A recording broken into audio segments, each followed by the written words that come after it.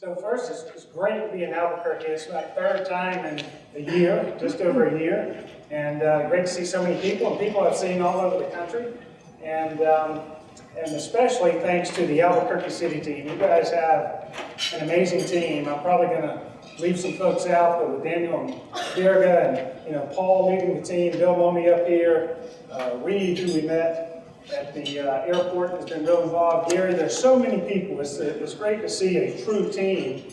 And in a lot of ways, Albuquerque, as it relates to FCCI, as well as cultural things around the city, are really someone that we model, and we're trying to model across the country to look at how you do. So I just want to thank the Albuquerque team for all that you do for your city, that you do for each other, and really exemplifying for all of FCCI the spirit of teamwork. So along those lines, as we were talking about coming, and when we were talking about coming to Albuquerque, your team gave us some great insights on what are things that are top of mind in Albuquerque. A lot of those revolve around culture and mindsets and things of that nature. So it gave great perspective for all of us coming in. And so we want to start talking about that. And also I want to say personally, I'm so excited to be the undercard tonight and for the whole weekend, because you're in store for some treats with Chris Conley and Doug Spada and Greg Lee, Liz Bohannon. We got some really great and powerful speakers, and so I was very fortunate and would have asked to go first so that I can just kind of knock my thing out and sit down, and you all won't remember me, but you'll be in for a real treat with these guys coming up throughout the rest of the day. So I want to jump in real quick, and I titled this based on feedback from you all, how do we impact culture and collaborating to impact culture. So I thought a pretty simple way to start off is just to level set a little bit and say, what is culture? Culture is something we talk about at our table tonight. We were talking about culture for about 10 or 15 minutes. And there's lots of definitions, beliefs and customs of a society or group. The second one really kind of says the same things. There's cultures around business, there's cultures on sports teams, there's cultures in communities. And the one that I wanted to zero in was a way of thinking, behaving, or working that exists in a place or an organization. So I think that comes down as micro as a culture of yourself and your family, and what kind of cultural norms you have around yourself and your family, certainly in an organization or a business, and then in a city and across a nation. We all have very defined cultures, and they vary radically from family to family, city to city, and state to state. So in starting right there, just as I say, I really want to talk about a way of thinking and what is culture. And starting macro, what are cultural trends in America? America was formed, and particularly in a setting like this, with business leaders as a capitalist country, capitalist society. We're all about competition. We're about the alpha male or alpha female. The quarterback of the football team's heralded the biggest, strongest from the time your children, the biggest business. The things that we see on TV and entertainment are all about that. And we have been known to build in silos. There's a mentality of we've got to get ours, and there's a mentality oftentimes in culture that we use them. We use people, we use capital, we use things for our own gain. Don't have time tonight, but we talk a lot about in FCCI, and it's a frame that we're trying to adopt that has come from some other folks in the market. That how do you become redemptive in your culture? How do you change from a spirit of using people or using capital to moving through the next phase might be the ethical use or treating people fairly. That's what really seems to be maybe the highest standard in America today, but getting to that next level of being really redemptive. How do we add value to people? To go from how do we use to how we add value. So that's a couple of cultural trends in America. And then speaking to the city team here, there was some about New Mexico. And a word that we heard several times was scarcity. I think Daniel even mentioned it tonight as he was talking. that, you ask the average person in New Mexico and you hear about, oh gosh, we might be toward the bottom in education, or we've got a really tough economy, we're the worst economy in the country. We've got low income rates, we've got high crime rates, we've got high drug rates, things of that. And things like that really start to permeate. And just testing from the emails that we got from the team and speaking to a few folks over the last week and today, there was a lot of agreement in that. There was a real spirit of scarcity around New Mexico. And so, again, you can take that in, that may be in your business. We had some conversations about how that comes through in a business, a family, a school, and education. So what we really want to talk about, and being that we're here at FCCI, is that, if you're a Christian, there's a lot said about that in the Bible. If you're a Christian, we're called to a different mindset. If you're not a Christian, a couple of things we're going to talk about tonight will be just good examples of just practical advice that's in the Bible. So either way, whether it's involved in a secular conversation with a Christian, but in a Christian, I want to remind us that we're called to a different mindset, not one of scarcity. And I thought I wanted to start with a verse that's probably very familiar to many of you in this room, Romans 12:2, and I'm going to glance so I don't get it wrong, although I quote it quite often, that it's, do not conform to the pattern of this world, but be transformed by the renewing of your mind. I read a quote recently that said, as Christians, we're worthless if we're just conforming to the world. It's also lazy that if we're just conforming to what's around us, but as Christians, you're really worthless in exercising your faith. And so, if we long to break loose from conformity of the world, if we long to be transformed and be new from the inside out, and be free from a duty-driven life, and a mindset that I would call a scarcity mindset, where we are, we're called not to conform, but to transform. And that's renewing your mind, and that's an active thing. It's not a passive thing. It takes intentionality, and it's not something that haphazardly happens or is an accident. And as a nod, I've got a graphic that's going to be very familiar to you all as a nod to the giants in the room and folks that are familiar with Giant Worldwide. I thought I would hijack one of their slides. That many of you may know this, and many of you may not know this. That this slide was actually developed, and this concept was developed around that verse about renewing and transforming your mind. And many of you all teach this and teach it much better than I do, and so I'm not going to attempt to do that. But speak to some that are here, and I think I saw some information back there. But what this slide is basically saying is, we need to renew our mind. We all have patterns, and we have habits, and we have tendencies. And I would say that a lot of culture, because we as Americans, and I'll speak for Atlantans and maybe the same in New Mexico, we're lazy. And so we're kind of accidental, potentially on things of mind and mindset. And so if you start at the end and say we have a reality here, if we have a reality of scarcity mentality in New Mexico, we kind of need to back up and think about renewing our mind. And what are the tendencies we have? What are the mindsets that we have? What are actions that we can proactively take? And start to see what the consequences are of those. What are the changes that we can see in our lives?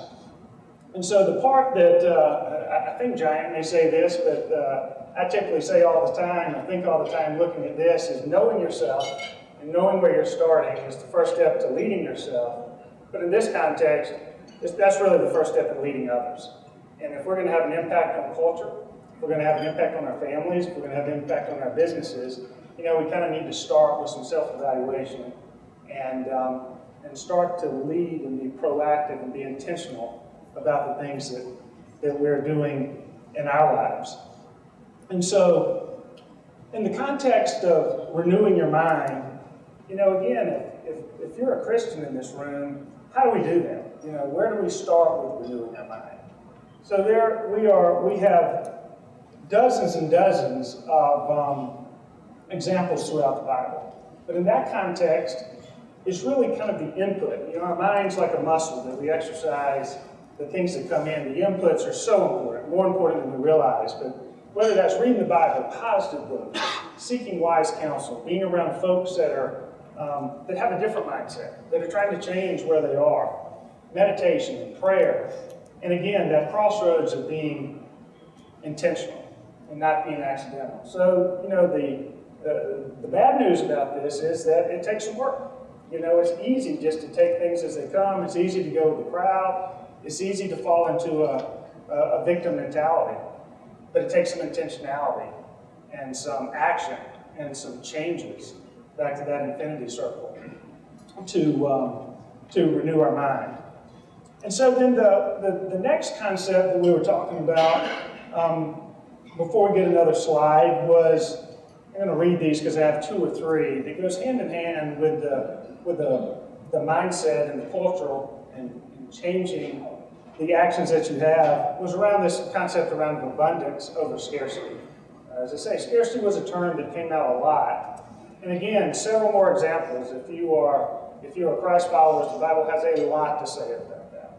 There's a lot of practical advice. And again, if you're not, there's a lot of practical advice things that you should check out that are in there. And I just cited two or three. You know, John 10:10. You know, the thief comes to steal, kill, and destroy, but I came that you may have life and have it abundantly. You know, Luke 6:38 talks about give and it will be given to you. You know, good measure, shaken down, pressed. Many of you all know that verse. There's several in Proverbs. 3:9 and 10 was one of them. Honor the Lord with your wealth and your first fruits of all your produce. Something really hard to do when you're thinking about scarcity, or if you have a mindset of scarcity. But honoring the first fruits, that your barns will be filled. And then Philippians 4:8 is one that meant a lot to me over time. And it kind of goes to that, what are you putting into your mind? And that's another very familiar verse about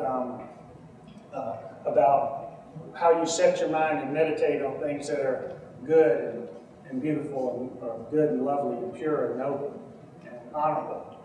And again, it really goes to a mindset, and it goes to speaks directly to getting out of a mindset of scarcity and moving into one of abundance.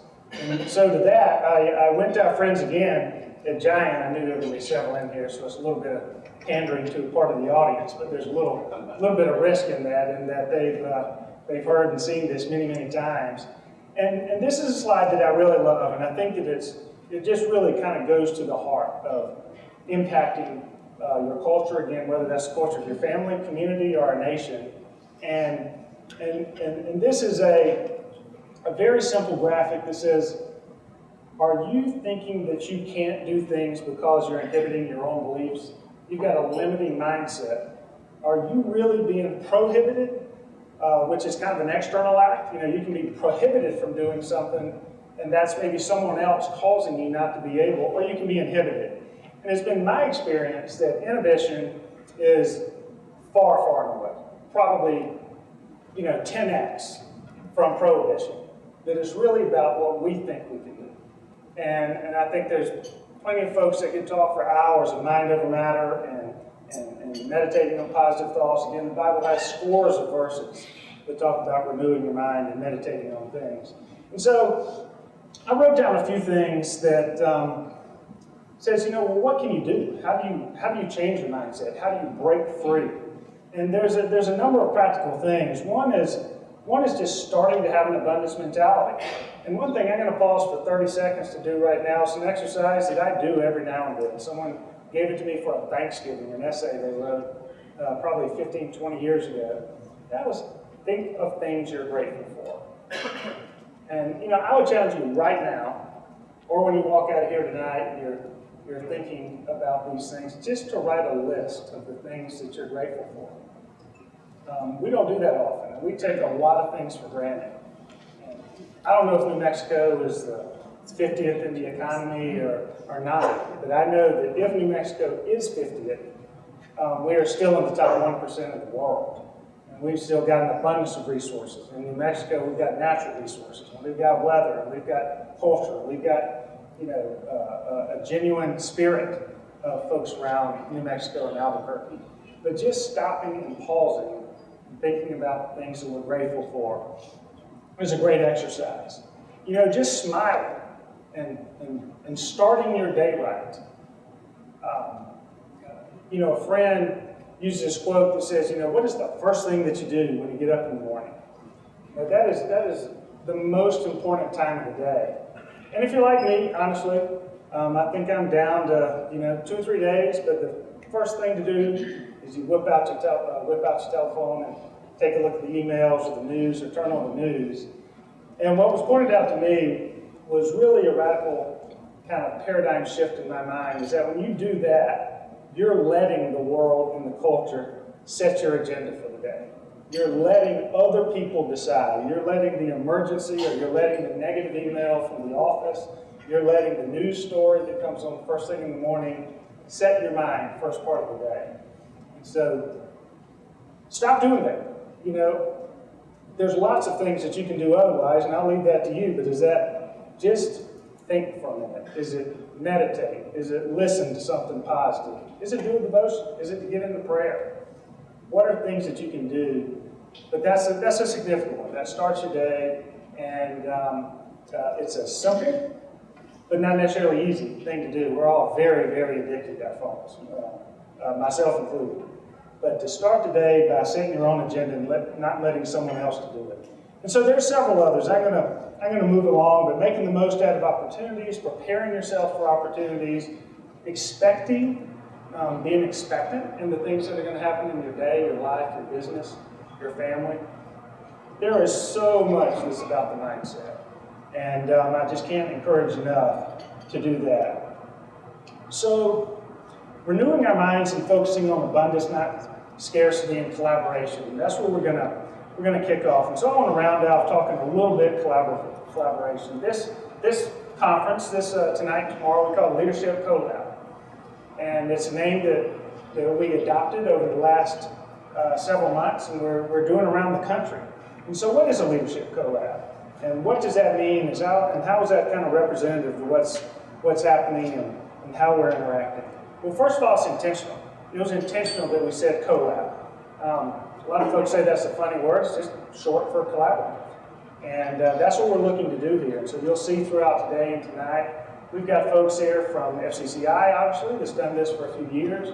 Greg's here from Convene, that you know, we might have thought of as a competitor a while back. We've got Tim at I think it's the New Mexico Christian Association. Doug's with Work Life. Chris, you're going to hear from earlier, had an organization called Leadership Works, and we are trying to do what we're talking about doing here and around the country. A little bit tomorrow, we're going to talk about things that we're doing in Denver and in Southern California and in Atlanta and you know, Lancaster and several other places where we're trying to intentionally collaborate, because we have a belief that we're really stronger together and that we can do things not only across the country, but we should be doing things in cities and in New Mexico. So we hope, we know that lots of people collaborate here already, but we hope that we get really intentional about working together in things like this and lots and lots of other ways, which, you know, we'll have some thought prompters next week. And the last thing that I want to hit on is I remember what slides you left. Yeah, so the last thing I want to hit on is that there's a lot of research on the topic of collaboration. There's a lot of research, and I read several studies. There's Harvard studies and others that say that, you know, 10 to 25%, and a lot around 10 and 15% of a population can become a significant tipping point on culture. You know, that can be on a football team. That can be at a school, in a class, in a business. That if you have like-minded people that are aligned and inspired and motivated, a small percentage of the people can be a tipping point to changing a culture. I'm about to run out of time, but there's a couple of national issues And I won't go political on you, but you can look at small populations in a society that are radically impacting how we do business, how we live life, how we go to school. And I think, unfortunately, in a negative sense, oftentimes, there's lots of examples, but there's lots of positive examples of sports teams that get aligned and get motivated and come to a common cause, that don't have the greatest talent, of businesses that attitude and alignment makes the difference. And then the last one, the place I want to close, is really a call that we had 2,000 years ago. That might perhaps be the greatest example of alignment and creating a culture. And that, of course, I'm referring to Jesus. He gave a great commission, and he gave a charge. And then he turned, and he started with 11 men at that time. And he had a very simple directive. It was target. It was go make disciples of all nations. He set a target. Then it was to train. It was to teach. Lots of instances of teaching, of really apprenticing in small groups, discipling in a little bit larger, teaching and training, and then transforming. He just simply said, obey, and obey my commands. And that was his very simple action plan on how to impact culture. And as we all know, 11 people over the course of 2,000 years, one has been sustaining, has turned into something over 2 billion people nationwide. And so it was a small group of people that were really focused. And I think that we can do the same thing in Albuquerque. We can do the same thing in New Mexico, in the United States, and around the world. We've got many more than 11 people here, and hundreds and thousands around the world. We need a little alignment, but I think if we can all think about how do we target? Who do we target in our businesses? Who do we target in our neighborhoods? Who do we target that we can add value to their lives and we can genuinely care for? Then how do we train? The mechanism that we talk about in training, FCCI groups and convene groups and other marketplace minister groups, is in the context of a group. We've got lots of resources to train. We've got lots of knowledge in this room that can have a significant impact, and then transform. And we think that as we grow together, and as we renew our mind, and as we choose abundance over scarcity, we can transform a city and transform a nation. So I'd like to leave you with that and close here, but leave you with those simple thoughts of renewing your mind and having an abundance mentality over scarcity, and then coming down to an action plan of target, training, transform.